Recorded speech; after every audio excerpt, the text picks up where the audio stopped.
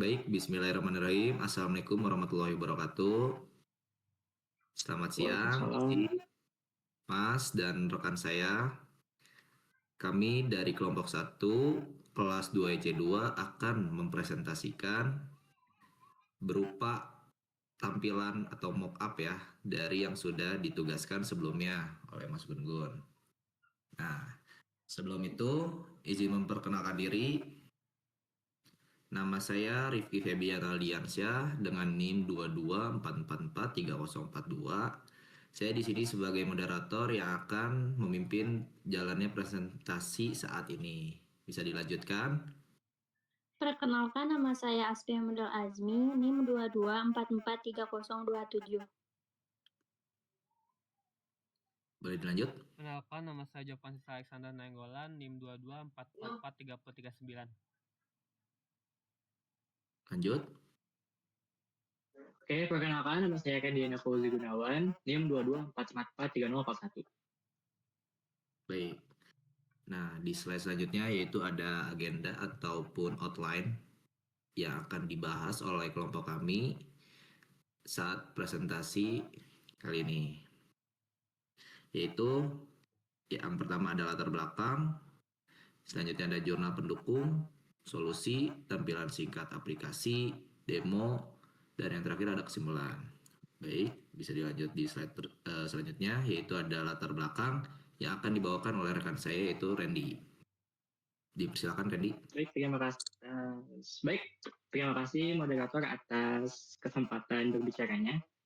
Di sini izinkan saya untuk menjelaskan latar belakang kenapa kami memilih sistem ini. Maksudnya adalah kenapa sih apa yang melatar belakang sistem ini terbuat. Nah, latar belakangnya adalah kami melihat beberapa fenomena sekitaran kita yang di mana ada orang memiliki sebuah ingin menceritakan problem tersebut kepada orang lain, namun terhalang oleh rasa ketidakpercayaan dirinya, sehingga dia tidak jadi untuk menceritakan ke orang lain, sehingga dia itu menanggung bebannya sendirian. Nah, rasa ketidakpercayaan dirian tersebut itu bisa dilatar belakangi oleh beberapa faktor. Tapi faktor yang paling utamanya adalah yaitu orang tuanya itu mengalami KDRT ketika orangnya itu masih di masa pertumbuhan gitu. Nah, makanya di PPT itu ditulis bahwa trauma masa lalu seperti bullying atau KDRT. Nah, itulah faktor utama yang menyebabkan orang tersebut merasa tidak percaya diri sehingga dia menanggung beban yang begitu besar di kepalanya dan tidak diceritakan pada orang lain gitu. Oke, next.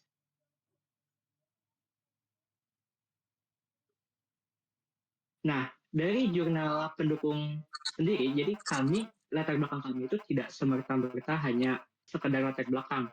Namun ada beberapa fenomena atau jurnal yang mengatakan atau mendukung latar belakang yang kami buat, yaitu salah satunya dari tesis UGM di tahun 2022 yang mengatakan bahwa sebagian besar mahasiswa, itu sekitar 48,96% ya, itu memiliki literasi kesehatan mental yang rendah. Artinya 48,96% tersebut tidak pernah merasa peka terhadap lingkungannya yang mengalami ketidakpercaya dirian dia menceritakan permasalahannya gitu. Nah, sebesar 61,95% mahasiswa juga itu mengalami masalah kesehatan mental. Artinya dia tidak pernah berani untuk menceritakannya pada orang lain. Nah, jadi latar belakang yang kami buat itu tidak semerta-merta hanya sekedar latar belakang, namun ini juga ditunjang oleh beberapa jurnal. Salah satunya dari tesis yang dikeluarkan oleh UGM di tahun 2022 seperti itu. Terima kasih. Baik, terima kasih kepada rekan saya yaitu Kang Randy. Baik, selanjutnya di slide solusi akan dibawakan oleh rekan saya yaitu Kang Jovan. Silakan Kang Jovan. Baik, terima kasih kepada moderator setelah memberikan waktu kepada saya.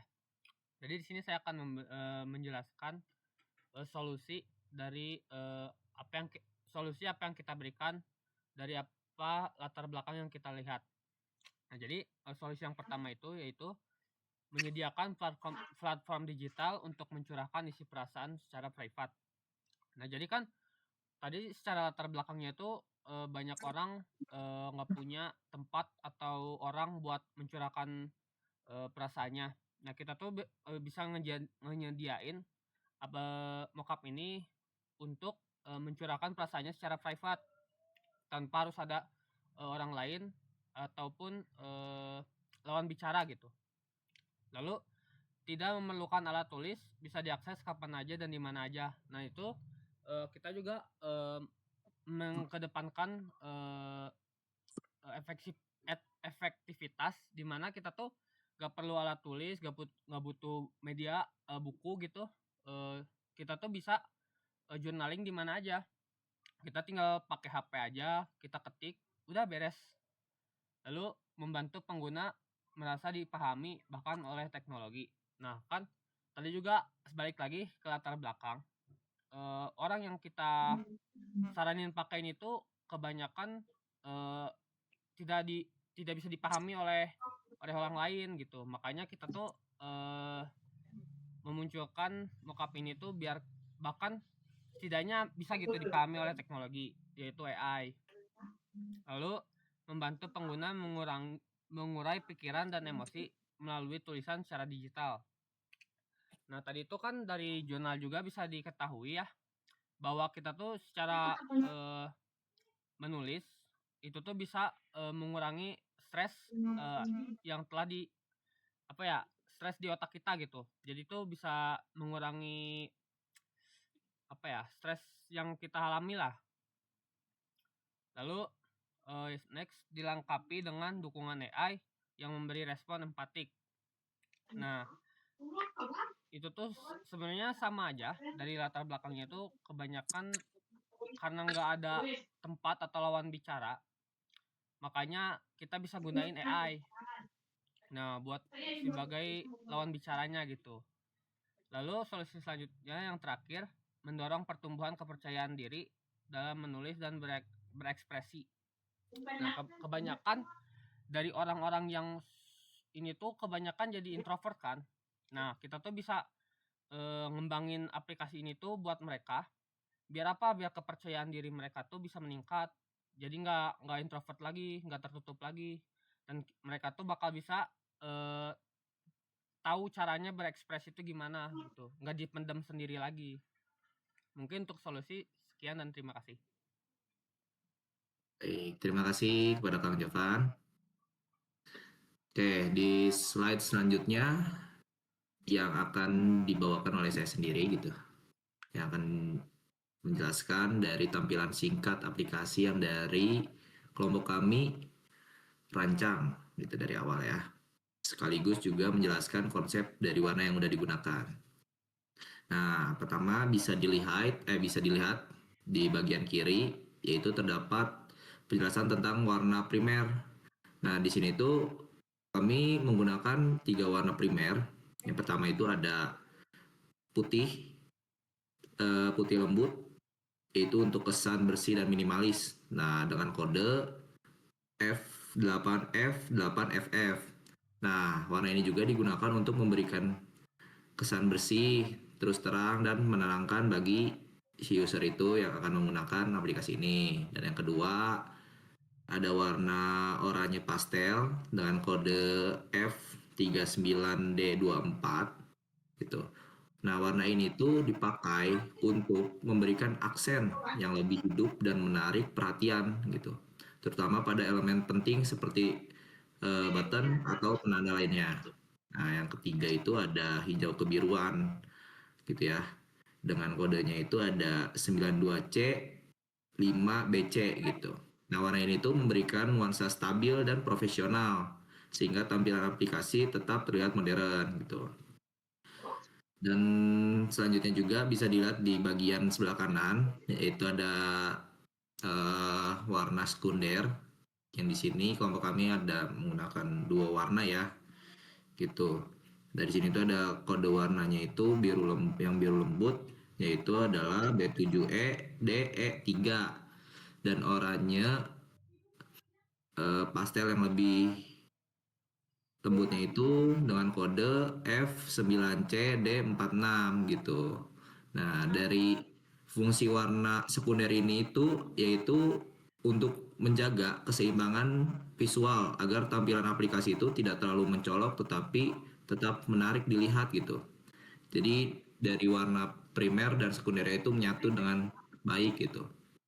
Nah, selanjutnya itu ada dari warna terang dan pastel yang kita pakai gitu. Dia itu membantu mengurangi tekanan visual dan kombinasi warna hangat dan dingin menciptakan ketenangan emosional gitu. Nah, bisa dilihat juga di sebelah kanannya itu terdapat contoh mockup tampilan aplikasi.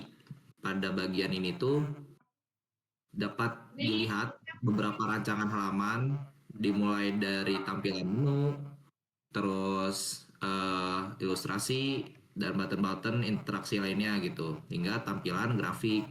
Nah, contoh-contoh ini tuh sebagai tampilan singkatnya aja ya, dan akan dijelaskan lebih lanjut untuk demonstrasinya itu bisa dijelaskan selanjutnya nanti oleh rekan saya. Baik. Nah, mulai di slide selanjutnya yaitu demo aplikasi yang akan dibawakan oleh Teh Aspia. Boleh Teh Aspia. Oke, terima kasih waktunya kepada moderator.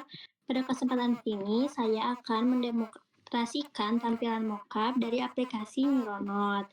Nah, aplikasi Neuronote itu merupakan aplikasi AI berbasis journaling yang dirancang untuk mengenali dan memahami pola emosi melalui tulisan harian. Nah, kita masuk ke tampilan pertamanya, yaitu di mana ada splash screen yang menampilkan logo Neuronote serta beberapa pesan motivatif sebagai pembuka sebelum masuk ke halaman berikutnya.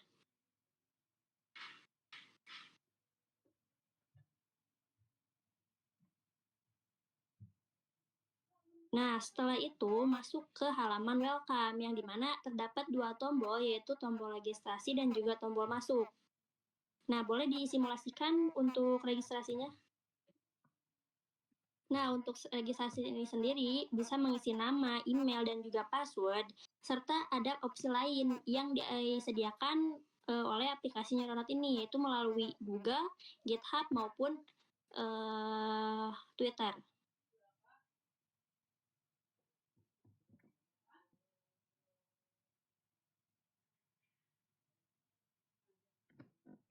Nah, setelah berhasil register, maka akan ke halaman login, tempat pengguna melakukan autentikasi sebelum masuk ke aplikasi. Nah, dengan memasukkan email dan juga passwordnya.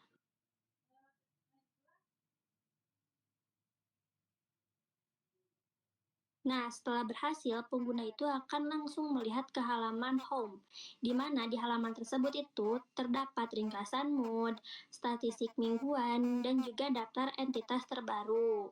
Halaman ini membantu pengguna memantau perkembangan emosi secara tepat dan juga informatif. Nah, kepada Kang Wowo disimulasikan untuk bagian search-nya.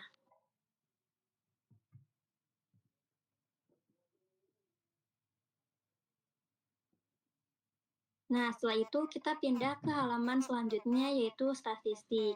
Nah, di halaman ini tuh ada dua. Yang bagian atas itu adalah tracking mood di mana bisa dilihat dari mingguan, bulanan, ataupun tahunan. Dan yang di bawahnya itu adalah presentasi yang menunjukkan mood bahagia, sedih, maupun netral.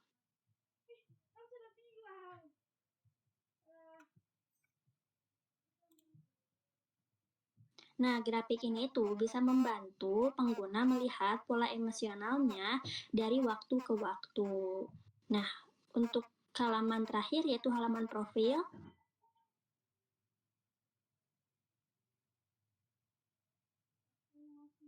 Nah, untuk halaman terakhirnya adalah halaman Cut. Naik gagal men. kemingguan dulu, baru bisa ke profil. Udah ini minggu. Nah, dah. Langsung Dah. ke profil. Ada yang udah biji. Dari sini aja. Okay. Nah, setelah bentar. Nah, untuk halaman berikutnya yaitu halaman profile. Nah, di halaman ini itu pengguna dapat melihat informasi seperti foto profil, nama pengguna, total jumlah entry yang telah dibuat, jumlah hari yang atau misalkan konsistensi menulis dan juga presentasi mood positif. Nah, hingga sampai ke pencapaian-pencapaian. Nah, halaman profil ini dirancang untuk memberikan rasa progres dan motivasi kepada pengguna agar tetap konsisten melakukan journaling. Nah, sekian dari saya. Saya kembalikan lagi kepada moderator. Baik, terima kasih kepada Teh Aspia sudah mendemokan aplikasi yang sudah dibuat ya dari tampilan mockupnya. Terima kasih.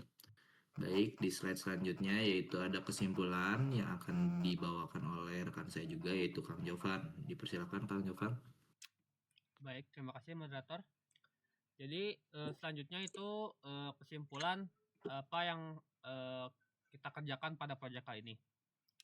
Jadi kesimpulannya itu banyak individu mengalami kesulitan untuk membuka diri dan mengekspresikan emosi karena faktor psikologi dan lingkungan seperti trauma masa lalu, pola asuh yang menekan, rasa tidak percaya diri, serta tidak adanya ruang aman untuk bercerita. Berdasarkan jurnal pendukung, faktor sosial dan riwayat kekerasan juga berkontribusi besar terhadap rendahnya kepercayaan diri dan perilaku tertutup seseorang. Sebagai solusi, dibutuhkan platform digital yang dapat menjadi wadah aman dan privat bagi pengguna untuk mencurahkan isi hati serta mengekspresikan pikiran dan emosi mereka. Platform ini dapat diakses kapan saja, didukung oleh teknologi AI yang memberi respon empatik serta membantu pengguna mengembangkan kemampuan menulis dan rasa percaya diri. Dengan demikian, solusi ini diharapkan mampu mendukung kesehatan mental dan pertumbuhan ekspresi diri secara positif. Sekian untuk kesimpulan proyek kita kali ini. Baik, sudah di penghujung slide. Terima kasih kepada rekan saya sudah mendengarkan atau memperhatikan presentasi saat ini. Dan terima kasih juga kepada Mas Gun-Gun sebagai dosen pengampu. Baik kurangnya, saya mohon maaf. Saya mewakilkan kepada rekan kelompok kami juga, kelompok saya gitu.